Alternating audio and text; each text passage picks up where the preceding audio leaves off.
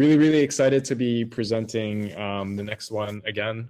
It's my absolute pleasure and honor. So I'd like to introduce Joe Lubin, who is the co-founder of Ethereum, founder of ConsenSys, and currently sits on the board for ChainSafe. His LinkedIn about tagline says a lot about what his mission is: to create a formation of technologies and entrepreneurs that will build applications, infrastructure, and solutions for Web3. And if it hadn't been for tech and business, Joe might have moved to Jamaica to have become a music producer. Well, certainly we're glad to have you around, Joe. Today, he'll be joining ChainSafe co-founder and CEO Aidan Hyman for another Fireside chat, which is quickly becoming a yearly tradition at CSCON. So it is my absolute honor to introduce both Aidan and Joe onto the stage. Awesome. Thanks, Tim. And thank you, Joe, for joining us. Hey, Aidan. How's it going? Good to see you again in this context for our annual. Yeah, this is awesome. I can't believe it's already been a year. Thank you again for joining us. And I guess I'm just going to jump into it. We'd love to just kind of get some really good information across and share as much as possible with those listening. So I guess reflecting back at CSCON 0, we had just witnessed, this CSCON, obviously the world is exploring NFTs and metaverses in a way beyond anything maybe we could have imagined last year during our call.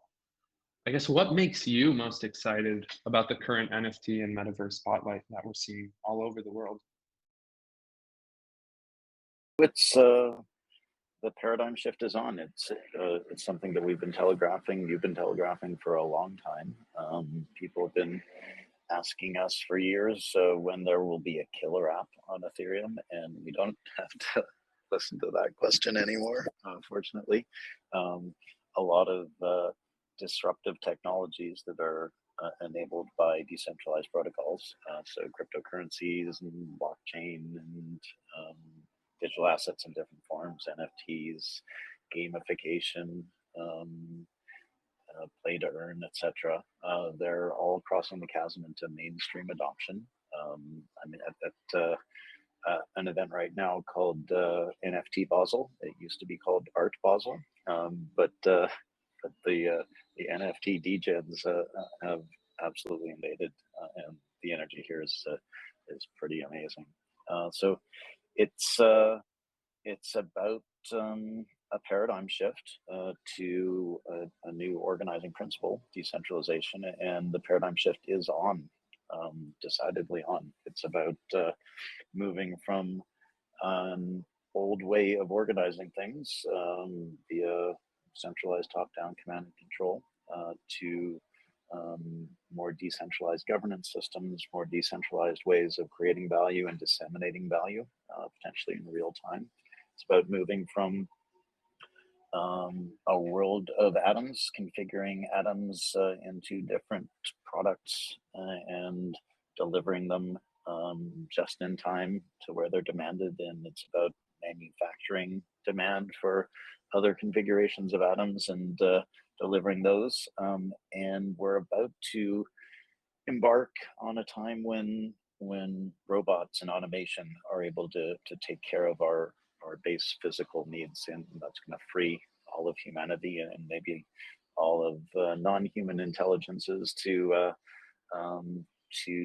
live life in a very different and more satisfying way, to focus on creativity and community and gamification and gamified financials and education, etc. And so it's on. We're moving from a scarcity mindset world based on the physical to one that's unlimited in terms of value creation. So we are moving into the metaverse. Absolutely. And to be honest with you, really what opened my mind to a lot of kind of these maybe more progressive economic models was this idea of post-scarcity economics, right? What happens when we actually achieve the goals we all tell ourselves we're trying to achieve each and every day? What happens when we actually get there? And I think we're really starting to see, at least in our space, what that looks like when we actually got to the place we were dreaming about and talking about so many years ago.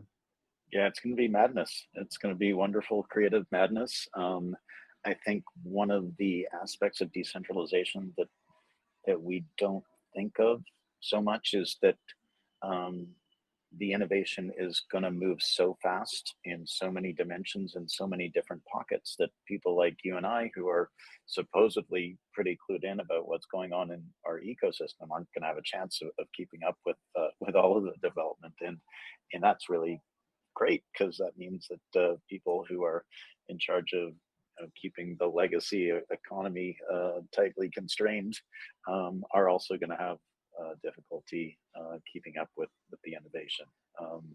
So it's I'm comforted by the fact that the systems that will emerge will be granular systems, decentralized organizations that are appropriately sized, that form based on communities of like-minded interests, and they create their own magic internet money, and they all agree to take the magic internet money for goods and services that they provide to the mission of that particular organization. And the world will be really great at getting what it needs done, and doing so in a way that that provides people and small organizations with economic and political agency. It'll work much better than big organizations that don't really service the needs of their constituencies very well.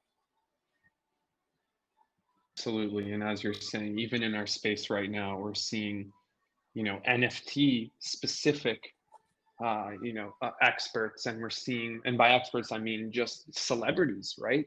People who, even within the wider Ethereum community, we might not know who they are, but people in the NFT and art world now know these people as real, impactful thought leaders. And we saw the same thing with DeFi in the general economic kind of world. And it's just incredible to see this continuing to just snowball into what you've described, which is people actually now able to answer their own problems with this technology and not us needing to do it for them. Yeah, so NFTs are taking this set of disruptive technologies to the next level, to not just mainstream adoption, but pop culture adoption. It's something, so DeFi certainly was a crossing the chasm sort of event. It basically married tech nerds with financial nerds, but you still had to be a nerd. NFTs are really just enabling a use case for artists, for content owners and content creators, and they don't actually need to be deep in the technology in order to have life-changing impact from this technology. And so it's really our first use case that's just a product. It's still a little rough around the edges, but it's a product that real people can use, and it's affecting a lot of lives positively. 100%, and it's incredibly exciting. But I guess on that note, right, we've seen many promises of metaverses in history, all the way from Snow Crash, and then even to Second Life being somewhat realized for somewhat normal people to be able to interact with this type of technology, right? And that's 20 years ago. However, a lot has changed since then, especially regarding the technology. And so I guess my question for you is, technologically speaking, do you believe we have what it takes to cross the chasm right now? Or are there some primitives that you still believe, over the next maybe 6 months to a year need to be formed before we can really do what Second Life wasn't able to get done? Yeah, so certainly we can keep crossing the chasm incrementally, and as more capabilities develop, we will get deeper and deeper across the chasm. The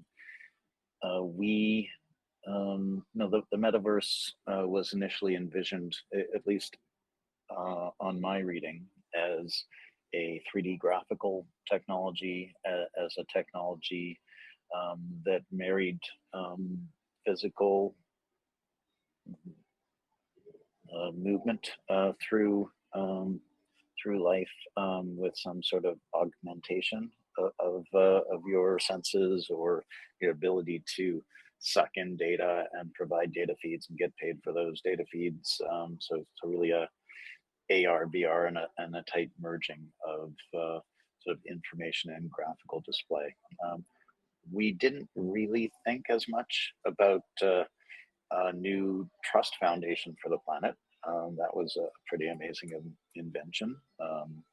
And the Trust Foundation enabled a global decentralized financial layer to be built, which is being built. And so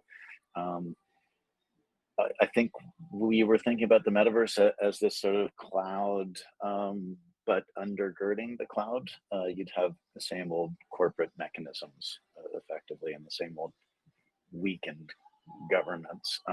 But we really do have a chance of moving pretty wholesale from life as we know it to a more virtual, more digital life where we are different personas. Some of us will be representing ourselves with DIDs, decentralized identities that represent our real world identities, or using those to represent ourselves as different kinds of personas. We'll be using PFPs, NFTs to essentially construct our own social graphs that potentially we're in control of and that move around with us. The new technologies that I think will be really impactful, certainly DAOs, DAO tooling is going to need to grow enormously in functionality, and DIDs and verifiable credentials are I think, the next major piece that that we will want to add to the mix to really lend our ability to move into the infinite space of creativity. Absolutely, and just to see it all happening is pretty exciting. As you said, I mean, even last year, in terms of the actual use cases crossing the chasm, I mean, it's a night and day from where we were to where we're at. But you know, in somewhat of a segue away from NFTs and metaverses, because we could easily just talk about this the whole time. You know, we saw Maker be the tip of the iceberg for DeFi summer, and we saw really the original excitement around NFTs this year be the tip of the iceberg for this notion of a metaverse that really is taking grasp of our community and our industry all over. What do you think people listening now and those who will be tuning in later should be looking out for? You know, what is this next kind of iceberg that's on its way charted to hitting us? Some of it's visible, as I mentioned already. DAO tooling, treasury management for DAOs, capital formation, investing for DAOs.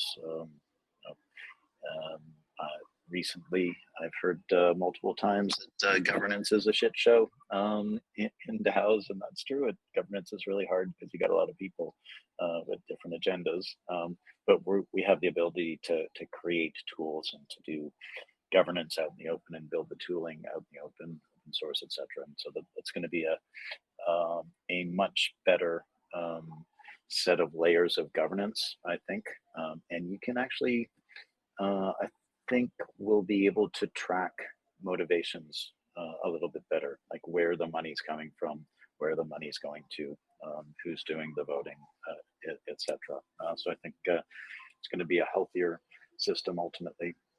And DIDs are really important. Verifiable credentials, verifiable claims. I think you and I are going to have a dashboard that represents all of our DAO memberships, hundreds, soon thousands in our lifetime. And will have different personas. Our different personas will have different badges or certificates. You and I will lodge some verifiable claims against each other, saying nice things about each other or mean things about each other, and we'll have a dashboard where we are able to track and maybe comment on the things that people are claiming about us. In the ConsenSys Mesh company, there's a project called Sobel, which is creating a map of DAOs and enabling people to use it as their dashboard for DAOs. The other obviously major iceberg is play to earn, and I think we're going to see a lot of variations on that. I think universal basic income is a really important idea, but you have to do it right. You can't just give people things because they don't value it as well. But it's absolutely necessary to retrain the planet as this paradigm shift takes hold. And so I can imagine play to earn systems incorporating learn to earn systems, and enabling a really enjoyable educational transformation of the human population, and enabling people to earn good livings while living very satisfying lives. We have a project called Virtue Poker, which is going play to earn. It's a very cool setup. It's going to go live pretty soon, and we have the opportunity to take a population of poker enthusiasts and teach them, pay them to learn probability and statistics and other sorts of things. And I imagine that game systems will probably take the opportunity to, whether they're selling sponsorships or there are other good economic reasons to pay people to learn things, they can increase gameplay and just create a much more compelling environment for their members. 100%. I mean, without a doubt, we are already paying for a lot of these things one way or another as a society. And as you said, it really is just about restructuring people's capacity to see how these things flow from one to another, and that it really isn't so extreme what we're talking about right now. It actually is pretty much aligned with how things are working. It's just flowing away from people and not towards people. So I think once we break that down in a way that's actually digestible by a regular person, I mean, these become pretty obvious concepts and constructs to adopt. And everything's getting turned upside down. Our economy is undergoing a massive transformation, and I would argue that the nature of money is qualitatively shifting. So though we will have so many different kinds of money, they will be community money or contextual money or tribal money. Certainly nation states will still have money, but all these money systems will be interoperable. And in a world where you can, with an idea, you can form a community, and then you can snap your fingers and create $1 billion worth of your own magic internet money, and your community, if it's really engaged, will accept it to build out what you all care about. That's a world where money just isn't as important anymore. It's a way of keeping track of community and creativity. It's a way of keeping track of how much value you're adding to your community or the entities that your community serves. And so in that context, it's really easy to imagine things like learn to earn. We're going to be able to create tokens of value that are easily exchanged, and it's all about the engagement in the community. If you can create some magic internet money that people will accept as valuable to build a stronger community, that's going to be an economically viable thing to do. Absolutely. And for those who maybe aren't familiar with this idea of post-scarcity economics, I highly suggest to look into this concept, because it is something that has existed for a long time. And this isn't something that the blockchain space just decided one day that, you know, it's really important for us. You know, these are fundamental economic kind of ideas that, you know, we look at the world when we imagine what are things we could work on that are beyond this idea of scarcity. And so for those not who maybe aren't following as closely, I highly suggest to read more about post-scarcity economics, because if you're a dreamer, it'll be definitely something that'll make you think. Or you can just chill and live it in a few years. That is also true. It is happening all around you. So I guess this year for us has been beyond anything I could have ever imagined in terms of how pivotal it has been for us in terms of defining where we will be in the future. You know, we've grown, as you know, to over 105 people in 28 countries. And really, we're just laying the foundation work for what's next, right? That's really what we're all working towards. And I happen to be talking to someone who's not just been here, but has gone through not just the next step, but a few of the ones that come after that. So I'd love to maybe spend some time to get your perspective on a few of the different things that you know, we're wondering as an organization, what you think. And so what are some of the happiest memories from kind of those early days? You just hit triple digits at ConsenSys. Kind of what are some happy memories that immediately come to mind? Yeah, I mean, it's all a pretty wonderful blur. There are some milestones, certainly being in our little office and seeing a whole lot of people from around the world downloading the Ethereum client and starting it up and seeing the client wake up and look out into cyberspace for some of its peers and essentially seeing that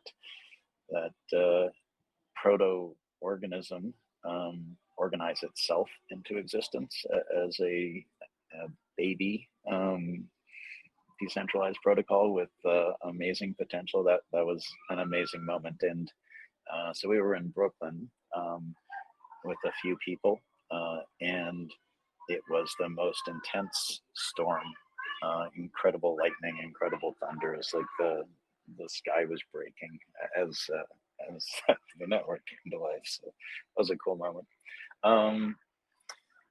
So many milestones. So Andrew Keys made some unicorn t-shirts memorializing when the token, the monetary base was worth $1 billion and then $2 billion. And then he got tired of making t-shirts with unicorns on them. We've had a lot of milestones, certainly lean times, tough times. The milestones are getting eclipsed pretty quickly right now. So in ConsenSys Software Inc., the group that houses the Ethereum clients and Infura and MetaMask and Codify and a handful of other groups, where the numbers are pretty impressive. So we just announced 21 million monthly actives, and we're moving really fast beyond that. So I guess there was a moment a little while ago when the tide changed from us trying to drag the whole world into this while they were paddling in a different direction to the point where everybody's starting to move in our direction, and it's overwhelming in a different way now. And so it's really nice that that people are chasing us rather than us trying to push people. Absolutely. Thank you so much for sharing all of that. And yeah, it's absolutely incredible to see kind of what you just described. You know, it definitely, it's a lot to get used to, right? Going from being the funny person in the room to the person everyone's asking questions about, you know, what is going on in the world. And then on that kind of similar note, what are some lessons kind of, and you provided a few when you answered the first question, but I guess like what are things that you feel beyond blockchain that as a founder you think are crucial for others to learn, kind of going from that, you know, double digit, triple digit, 4-digit kind of sizing? Yeah. So you and I have talked about in the past how important our people and talent group is, and had some difficult situations early on, and you really need your people and talent people to be the backbone of your organization. So legal is similar, finance is similar, but we are all about our people. You know what the war for talent is like right now. It's vicious out there, and we're moving from the age of silos to the age of community. We're moving from an age where business is conducted in an adversarial way where organizations try to really deliver as little value as they can and extract as much value from their consumers, to the age of community where we're all in this, and we're all going to make it if we do collaborate. And so for any organization out there right now, you want to create as excellent, we call it total employee experience, as multifaceted, excellent an experience as possible for your people. That's really it. So do things that that you're interested in.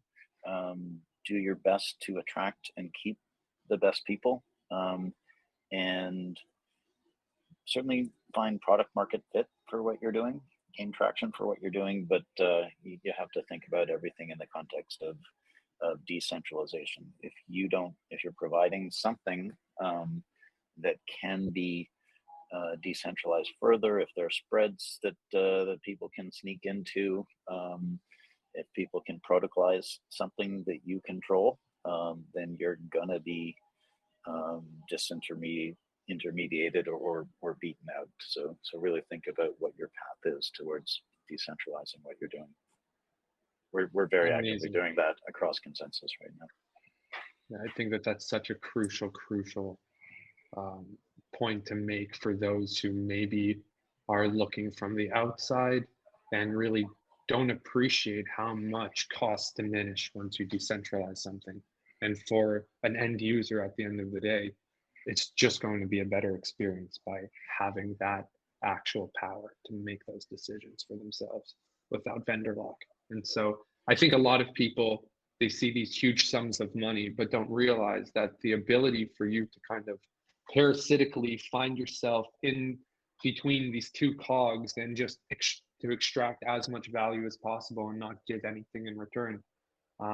Those opportunities are going to be more and more fleeting, I think, as you're saying, as we move more and more towards decentralization. So it's interesting. So those situations, you can extract value for a period of time, but they're unstable.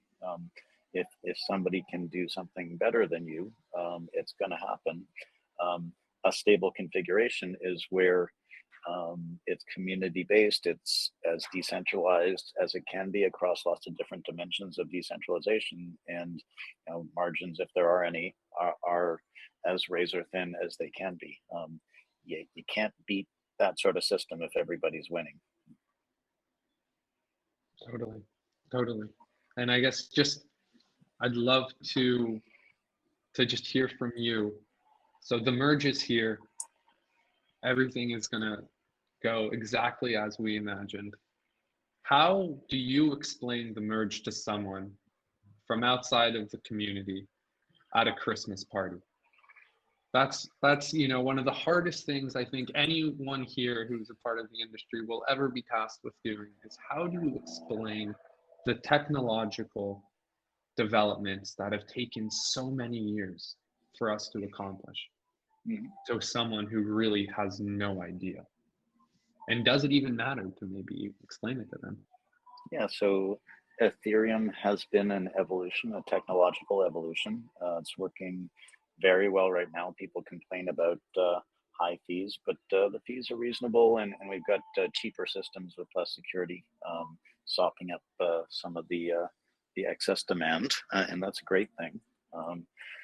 The merge essentially sees Ethereum continue doing what it's doing. Ethereum is scaling already. Rollups and other technologies are accomplishing that. The merge enables us to run a more secure, more decentralized system because we can have way more validators to run a very energy efficient system because proof of stake doesn't burn an insane amount of electricity. It enables us to add sharding, sort of similar mechanisms as proof of stake, so that the layer 2 systems that are providing hundreds and thousands of transactions per second, even as we speak, are going to be able to take advantage of guaranteed data availability brought in these data shards. And that enables us to scale to 100,000 transactions per second at a certain milestone, but really infinitely, as we'll be able to build layer 3 systems, and we'll be able to scale horizontally in other ways. And part of it is moving from a world in which the monetary systems are dying. They've lived a good, long, joyful, exploitative life, and towards their 80th year of debt super cycle, they are end of lifing. Monetary systems are depreciating in value, and they're not yielding. Systems broken in different ways, and people who are holding that old money, whether they're consumers or whether they're financial professionals, are looking over at our ecosystem, which has been running for a decade or so now, and it's an alternate economy, an alternate financial system. And though it's been volatile because it's a baby economy, or it has been a baby economy, it's been growing exponentially in terms of all the monies that are available in our system, and our monies are in great demand because it's an exponentially growing next generation economy. And so we're going to see an insane movement from unsound money into either sound money, gold, or digitally sound money, Bitcoin, or ultrasound money, Ethereum. And the merge turns Ether into ultrasound money, because we'll be earning more Ether than issuing for security. And what we're not burning, we're going to be freezing in staking for DeFi staking and proof of stake staking and other kinds of government system staking. And so all of that removal of liquidity of Ether is against a backdrop of exponential demand for Ether. So I guess the thing I would say in that cocktail party is just get a little bit of that ultrasound money and join the next generation economy. Just that maybe was not it. Financial advice, of course, because I'm not licensed to give financial advice. Of course. And anyone getting their financial advice at a holiday party has a whole bunch of other issues anyway that we don't have to go into today. But we're kind of nearing the end here, so I was thinking maybe we could pick a couple questions together, and if you want to just explore them before you have to run, if you just want to hit the Q&A tab, I mean, we can just go from the top. Yeah, we can just go from the top and go through it together. So we saw in 2017 with ICOs, 2020 with DeFi, 2021 with NFTs. What is the next big paradigm shift in how we utilize blockchain tech? So it's a bunch of things. People are concerned about the next crypto winter. I don't think a crypto winter is going to be longer than 3 weeks, maybe, just because there's so many parallel innovations going on and so much competition in the ecosystem. So lots of different paradigm shifts. Gaming is certainly a really big one. I think maybe the biggest thing is NFTs, just because they're going to be as pop culture as songs. So they're really going to become a social signaling element. They're going to be enjoyed and displayed by people as much as people sort of live in music culture. And NFTs are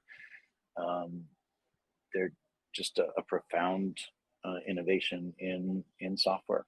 They are software objects that have identity and can pay and be paid and vote and be voted on, and they represent disintermediation of the content creation and content ownership space. So getting the lawyers from the record companies and movie companies and art dealerships out of the way, enabling creators and owners of content to access their fans directly. And that's going to happen in many different industries. Anytime you have an intermediary who's extracting exploitative or improper amount of value for the valuable services that they do as intermediary, those valuable services will be done by a blockchain-based robot, a smart contract or decentralized app, and that's going to mean a whole lot of creators and a whole lot of appreciators and very thin intermediation layer. And personally, that's the dream. That is, the word disintermediation. I guess we hear it a lot now, but at the beginning of Ethereum, it was definitely a much more important, I think, word that was a part of our language that we would always mention. No matter what we were talking about, the word disintermediation would come up. And I definitely feel that a lot of people are moving away from a word like that, especially within a lot of these gaming environments, because I don't know if a lot of them are looking to disintermediate anything as much as they're looking to intermediate kind of something that maybe then their assets could be disintermediated if given the possibility of kind of liquid markets. So it'll be interesting to see how that all evolves, and at the same time, how, as more and more decentralized alternatives to maybe more centralized models that we're seeing now with gaming pop up to enable that future. I just can't wait to see it. Jump into number 2. Am I worried about the centralization of the blockchain space as it scales? I'm not worried. With every revolution, meet the new boss, same as the old boss. I think this time it's all being done out in the open. It's being done by an increasingly educated population. So I think we're going to educate the younger generations on this stuff, and people will be paying a lot of attention to how things work, how things are being treated. It's going to be open and open source. You're not going to be able to hide business logic and power in siloed systems. I think that sort of thing will be seen as damage and routed around, and the real value will be with the protocols that service their communities. And so there will always be a sort of cyclicality to centralization or centralizing forces and decentralizing forces, but I think it will get more and more decentralized, and we'll simply see centralizing elements, and somebody's going to come along and remove that unstable piece from the system of the world and replace it with something that services people better. I couldn't agree more. And I think on that note, I think we also maybe look at the decentralization of the system from a security perspective and a participant perspective as the same, but really these are different things.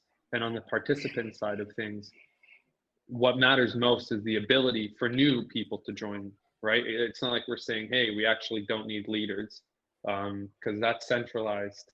So let's just have, after 1 year of being a part of the Ethereum community, you need to leave the community because, decentralization. So I think it's important to differentiate between the two, right? That I think where the decentralization needs to be is in its ability to allow for anyone to be empowered to be a thought leader in our space and or to create, innovate, and take something to market. And I think that's where maybe a lot of the confusion lies in terms of, you know, centralization, because at the end of the day, people are going to build great stuff. And as you said, our hope is that we're creating free enough markets that the markets will be able to correct themselves as real innovation is brought forth to the table. And I guess we're going to see if this kind of free market can facilitate this type of a paradigm shift.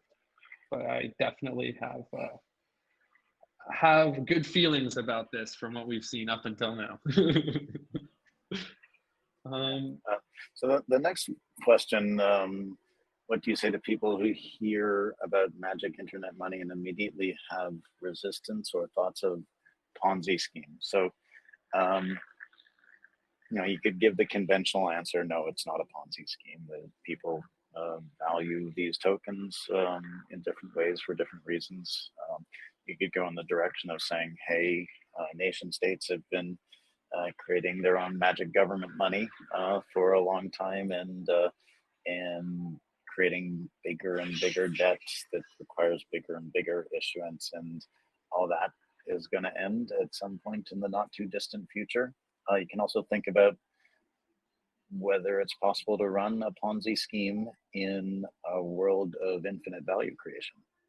So maybe magic internet money does have some elements of Ponzi scheme if we can, in fact, you know, create these systems, create our own tokens of value, and use those to create things that people find are valuable. Some of those systems will put mechanics together that enable them to be stable, and some of them will blow up. So it's not a simple answer anymore. Yeah, absolutely. And I also think the fact that we cannot make light of our industry and talk about things, you know, in somewhat of a happy and maybe oftentimes, you know, with humor, is a part of the problem, right? That all of these things up until now have been for serious people to talk about behind closed, serious doors. And I think by bringing these things out to the masses and actually trying to ensure that an average person can be financially literate enough to make a decision for themselves is really the battle we're undertaking beyond the technological one. It's an educational one, right? Where we want people to be financially literate enough to be able to make these decisions. And in that case, I think, you know, laughter, humor, words like magic internet money, I think these actually bridge us to those people, because it dispels through all the bullshit of us pretending like there isn't this magic internet money element to it, right? Where let's not pretend these things don't exist, and instead let's talk about them honestly and transparently. And I think, at least, you know, I see people, you know, my age around me, this really is the first time they've had the ability to care about their financial future, you know, if they don't have those things from childhood set up for them. And so I think we've definitely succeeded with that type of an attitude to cross the chasm. Yeah, absolutely. The web democratized access to information, ability to publish, etc. The early phases of our ecosystem have democratized the trust foundation for the planet and governance systems, and doing the same thing, democratizing the financial layer for the planet. So open systems, constant iteration, constant improvement, constant scrutiny. Definitely. We're all gonna make it. Yeah, with that attitude for sure. Joe, it's 4 o'clock here.